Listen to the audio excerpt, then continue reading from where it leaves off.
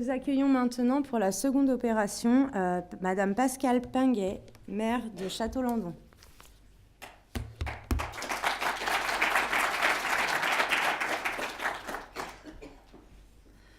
Je tiens déjà, bonjour messieurs, mesdames et messieurs, je tiens déjà à remercier toutes les personnes qui m'ont accompagnée cet après-midi. Madame Isoline Milot, conseillère départementale, Monsieur Kozik, conseiller départemental, Madame la directrice des services, Madame Van der Talen, et aussi mes collègues et les membres du CAUE, donc Monsieur Bonini et Madame Souk. Voilà. J'ai l'honneur aujourd'hui de présenter la commune de Château-Landon. Alors, c'est une toute petite commune de 3200 habitants. Derrière Autun, on se sent un peu petit. De présenter alors, la commune de Château-Landon, qui est quand même un ancien chef-lieu de canton, une ville rurale avec une activité agricole très présente, composée de, il y a 3200 habitants. Elle est située en région Île-de-France, au sud, à l'extrême sud même, du département de Seine-et-Marne, en limite du Loiret. Sa superficie est de environ 3000 hectares, incluant 30 hameaux et 40 km de voirie. Il faut venir découvrir la vieille ville de Château-Landon. Après avoir emprunté la vallée du Fusain, lorsque vous aurez vu la façade de la ville fortifiée, avec ses remparts et l'abbaye de Saint-Séverin, vous saurez alors pourquoi elle s'appelle aussi le Rocamadour du Gâtinais. Vous comprendrez aussi le ressenti des visiteurs et l'attachement des Castel-Landonnais pour leur commune. Ce patrimoine historique, traversé par la rivière du Loing et du Fusain, avec une zone humide et des sites Natura 2000, c'est un atout pour le tourisme du sud Seine-et-Marne et du Loiret, même des gens qui viennent de la capitale. C'est un volet que les élus départementaux et communaux, ainsi que les offices de tourisme, continuent à développer. Alors il y a halte nautique, Euroroute, des gîtes, des circuits, des événements culturels. Nous sommes aussi une des premières communes seine-et-marnaises reconnues village de caractère. À la fin de l'année, le tourisme va devenir une compétence intercommunale et nous resterons vigilants à son développement. Par ailleurs, les commerces et les services de proximité situés dans le bourg ancien participent à l'attractivité de la commune. Ils sont situés auprès des bâtiments classés comme l'Hôtel-Dieu, l'église Notre-Dame, la tour Saint-Tugal, l'abbaye de Saint-Séverin, les remparts où sont érigées des habitations plusieurs fois centenaires et la ville forte. De la place du marché, objet de notre candidature, perché sur un éperon rocheux, vous surplombez de 35 mètres la vallée du Fusain, qui traverse le parc de la Tabarderie, un des principaux lieux de promenade et de festivités. De cet endroit, vous ne pouvez pas voir la vallée du Loing, autre secteur de la commune encaissé par des falaises et des anciennes carrières de craie y sont présentes. La pierre de Château-Landon, elle, a été utilisée pour de nombreux monuments parisiens, comme la basilique du Sacré-Cœur à Montmartre, l'Arc de Triomphe, les pieds de la Tour Eiffel, pour ne citer que cela. D'où le nom donné à une station de métro parisien. Pour maintenir tous ces atouts, ce cadre de vie de grande qualité, un soin a été particulièrement apporté à la restructuration du centre-ville. La place du marché fait ainsi la jonction entre la ville forte et la ville ouverte. Et il s'agit bien d'un centre-ville compact de grande qualité patrimoniale. Merci, Madame le maire, de céder la parole au CAUE 77 pour faire état de la chronologie du projet et enfin apporter des points de repère aux propos qualitatifs que vous allez tenir par la suite. Alors, la belle histoire de la requalification des espaces publics à Château-Landon a mobilisé les élus, mais aussi les habitants, pendant un peu plus de 4 ans, de 2010 à 2014. Et tout a commencé par un contrat triennal de voirie qui a permis de requalifier les abords de la mairie et de la partie de la ville ancienne dénommée Ville Forte. Le ton était donc donné dès 2011, le goût aussi d'élargir la réflexion à l'intégralité du centre-ville.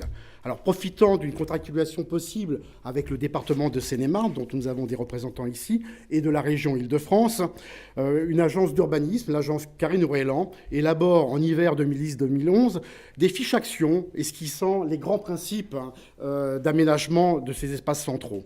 À l'été 2011, l'apport du Conseil CAUE, et ainsi que les services départementaux, a été de rechercher comment, à partir de ces grands principes d'aménagement, on pouvait aboutir à un plan de référence global, garantissant dans le temps la cohérence des chantiers successifs, à savoir la place du marché, la place Leclerc, et enfin le pourtour de l'église.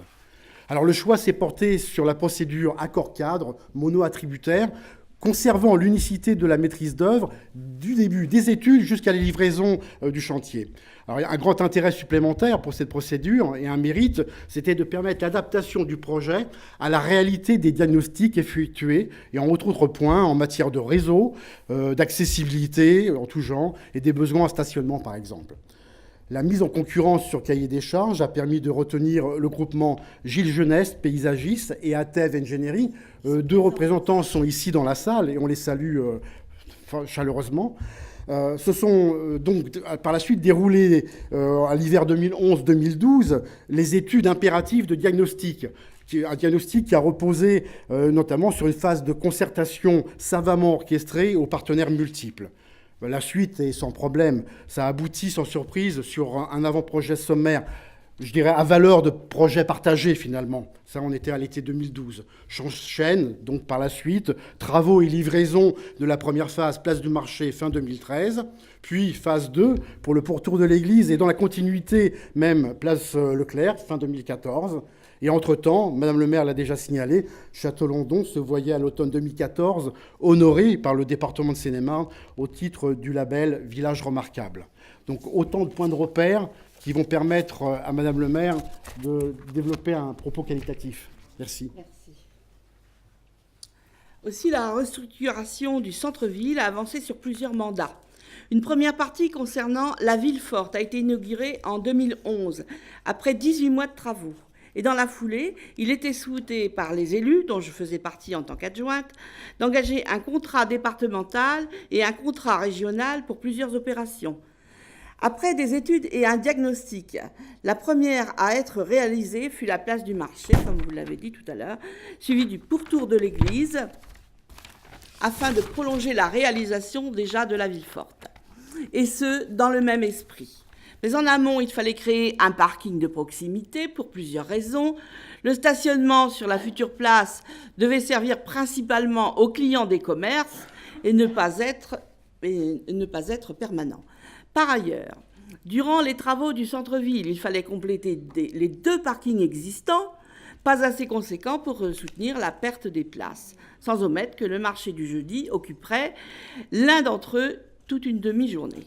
Ainsi fut créé le parking du Marronnier, fut modifié le sens de la circulation et l'un des 2 parkings existants a été rajeuni. Aujourd'hui, les 3 parkings réunis offrent une centaine de places. Il est vrai que le fait que l'opération ait été subventionnée par 2 financeurs ne fut pas simple. Le montage a nécessité un investissement financier et humain sur 2 années. Ainsi, une étude a été menée sur tout le centre-ville. À ce titre, les riverains, les commerçants ambulants du marché et les administrés de la commune ont pu exprimer leurs attentes. Il fallait également veiller à respecter tous les aspects sécuritaires pour les piétons et les véhicules, mais aussi architecturaux en lien avec les bâtiments de France et environnementaux avec les professionnels comme le CAUE.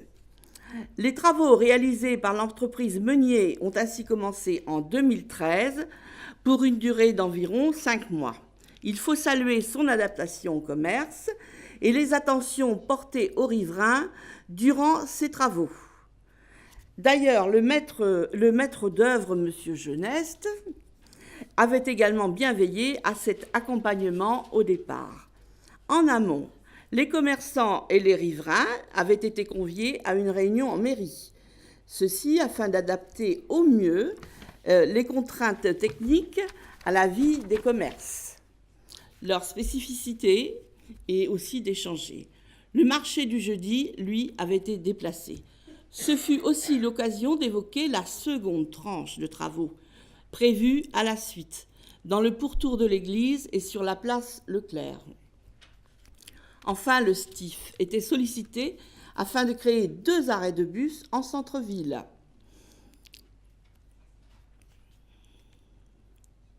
Seule la gare routière existait, mais elle était excentrée. Elle était près des écoles et de la poste. Donc les 2 arrêts furent créés au niveau de l'office de tourisme, malgré une importance dénivellation.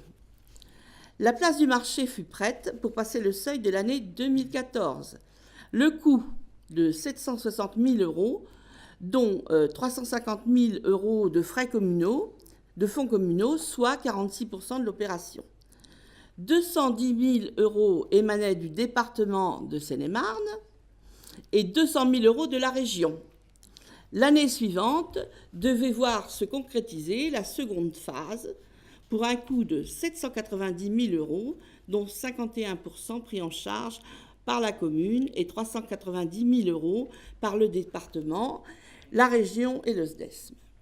D'autres partenaires ont été présents, comme le CAUE à nos côtés ce soir, mais aussi les référents de la Chambre de commerce, de l'industrie, qui ont accompagné les commerçants pour traverser cette période délicate en organisant une réunion d'information, en recevant ceux qui le souhaitaient lors d'entretiens en mairie et en soutenant une dizaine commerciale organisée au moment des fêtes.